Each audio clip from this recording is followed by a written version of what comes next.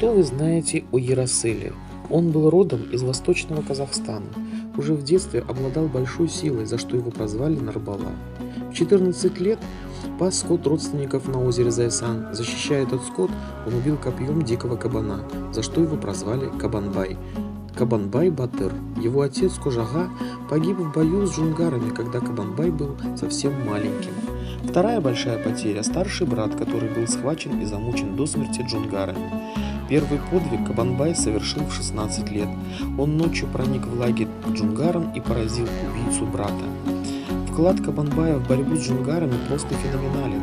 Он участвовал в 103 сражениях, поразил врагов в 54 поединках.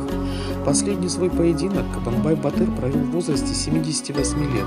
Старый батыр в этот момент болел, но когда узнал о приближении врага, Кабанбай подошел к своему верному коню Кубасу и сказал ему такие слова: «Кубас мой Кубас, не позволь врагам ликовать, поклянись помчаться на врага, а я клянусь вонзить копье в противника». И старый батыр поразил врага, молодого врага, но после поединка упал замертво с коня.